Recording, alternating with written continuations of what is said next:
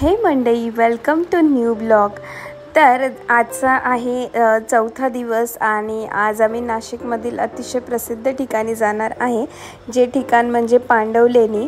आणि हे जे ठिकाण आहे हे 3000 फूट उंचीवरती त्रिरश्मी टेकडीवर आहे आणि त्याचा जो परिणाम आहे तो फायदेशीर आहे। म्हणजे शिखरावर जाण्यासाठी जवळजवळ तुम्हाला 200 पायऱ्या चढाव्या लागतात आणि जो शेवट आहे म्हणजे पायऱ्या चढल्यानंतर जे दृश्य आहे ते अतिशय सुंदर दृश्य आहे। एकदम वॉलपेपर पाहिल्यासारखं तुम्हाला वाटेल आणि आश्चर्यकारक दृश्य तुम्हाला पाहायला मिळतील।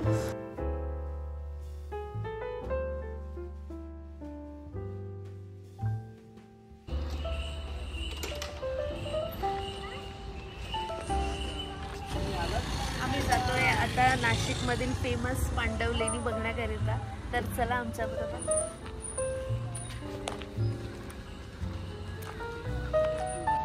चल ये ना काय कुठे।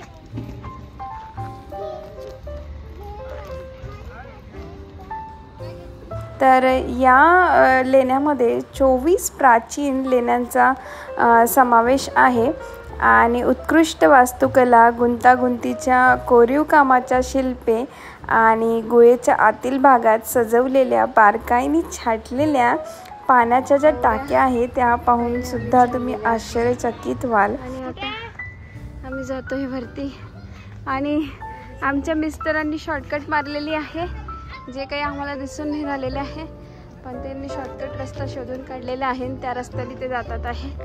आणि आता आम्ही निघालो पुढच्या प्रवासाला।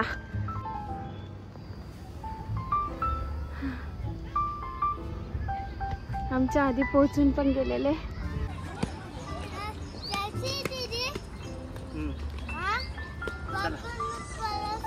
मैं तो थक गई, इतनी सारी पायरी फिर से थक गई। एवढे साऱ्या पायऱ्या चढायच्या आहे।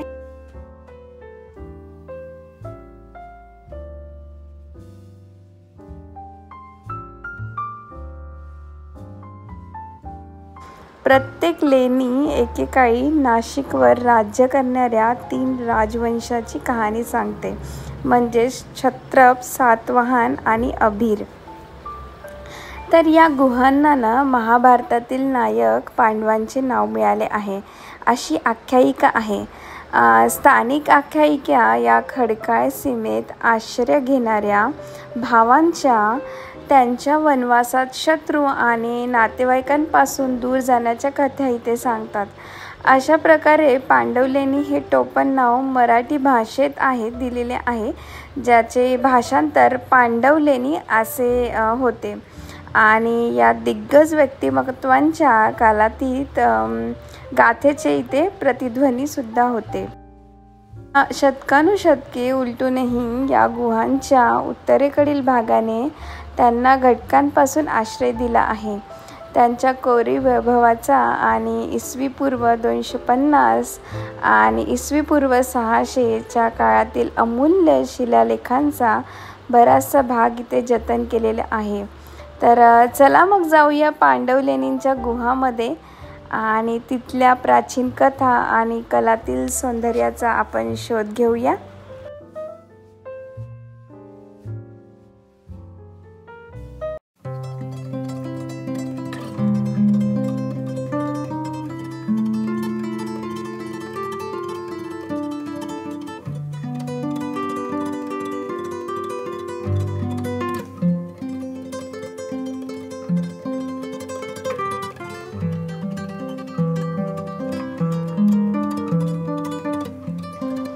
वरती आल्यावरती नाशिक शहर जे आहे ते वरून इतकं सुंदर दिसतंय।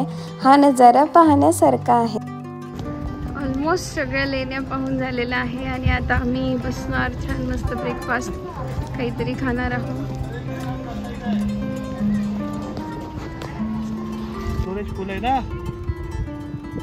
आता आम्ही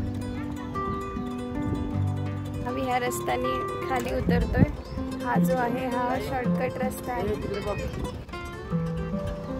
तर पांडव लेणी जे आहे ते बघून झालेलं आहे आणि आता आम्ही इथून जाणार आहोत त्र्यंबकेश्वरला, जे पांडवलेनीपासून 30 किलोमीटर आहे. म्हणजे आम्हाला 1 तास लागेल जायला आणि आम्हाला ना आजच कवर करायचं होतं त्र्यंबकेश्वर, त्यामुळे आम्ही आजच त्र्यंबकेश्वर जाणार आहे. आणि आजचा रविवार आहे, तर मे बी होऊ शकते की त्र्यंबकेश्वरला खूप गर्दी असेल आणि जर दर्शन जरी झालं नाही तरी आम्ही मुखदर्शन घेऊन परत आम्हाला स्वामी समर्थांच्या केंद्रातसुद्धा जायचं आहे. तर हे गजानन महाराजांचं ना मंदिर इथे लागतं, ते खूप सुंदर आहे. तुम्हाला वेळ भेटला तर नक्की जा. आणि त्र्यंबकेश्वर नगर परिषदमध्ये एंट्री करायची असेल तर तुम्हाला 50 रुपये इथे द्यावं लागतं आणि त्यानंतरच तुम्ही पार्किंग करू शकता. आणि पार्किंगसाठी ना इथे काही सुविधा नाही आहे, तर प्रायव्हेट जे आहे तुम्हाला पार्किंग करावं लागेल. तर पार्किंगचे जे आहे ते 100 रुपये जे आहे ते चार्जेस घेतात.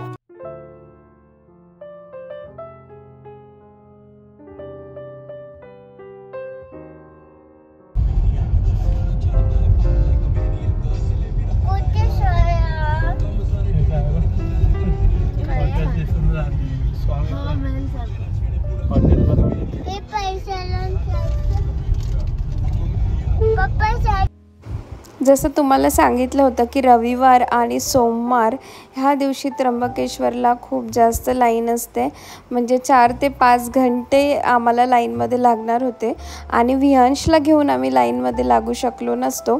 त्यामुळे आम्ही इथे त्र्यंबकेश्वरला देवबाप्पाचं महादेव भगवानचं बाहेरूनच मुखदर्शन घेतलं आणि त्यानंतर इथे आम्ही आलेलो गुळाचा चहा आणि थोडंफार काहीतरी खायला आणि लगेच निघालो आम्ही इथे श्री स्वामी समर्थांच्या केंद्रामध्ये, जे की त्र्यंबकेश्वर मंदिरापासून 1 किलोमीटर अंतरावरती आहे. म्हणजे खूप जवळ आहे. आणि जर तुम्ही त्र्यंबकेश्वर मंदिरात येत असाल तर स्वामी समर्थांच्या केंद्रात नक्की भेट द्या, कारण अतिशय सुंदर हे केंद्र आहे आणि वर्थ आहे आणि तुम्हाला अतिशय पीसफुल वाटेल. आणि इथे ना एक म्हणजे आतमध्ये जे आहे ते फोटोग्राफी अलाव नाही, पण मी तुम्हाला बाहेरून जे आहे काही जे आहे मी शूट केलेलं आहे ते दाखवेल. आणि त्यानंतर ना इथे महाप्रसादसुद्धा असतो आणि अतिशय चविष्ट आणि चांगलं जेवण इथे मिळतं.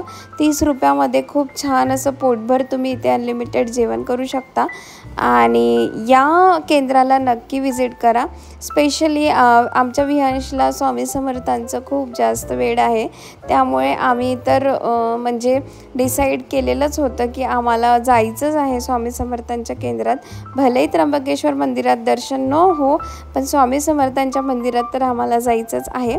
तर काहीसा जो आहे हा बाहेरचा परिसर आहे आणि अतिशय सुंदर हा परिसर आहे, ग्रीनरी आहे आणि खूप छान पीसफुल वातावरण आहे आणि छान वाटलं आम्हाला. आणि हे जे आहे ते जेवण होतं, जेवणसुद्धा खूप छान होतं. पिठलं होतं, त्यानंतर हलवा होता, मसाले भात होता आणि पोळीसुद्धा होती, पण आम्ही गेलो तेव्हा पोळी संपलेली होती, पण जेवण खूप छान होतं. आणि काहीसा जो आहे हा आजचा ब्लॉग होता. मी काही व्हिडिओज आणि फोटो जे आहे ते शेअर केलेले आहे. तर मी अपेक्षा करते तुम्हाला आजचा ब्लॉग आवडला असेल तर चॅनलला लाईक, शेअर, सबस्क्राईब करायला बिलकुल विसरू नका. भेटूया नेक्स्ट व्हिडिओमध्ये. तोपर्यंत काळजी घ्या. चलो बाय.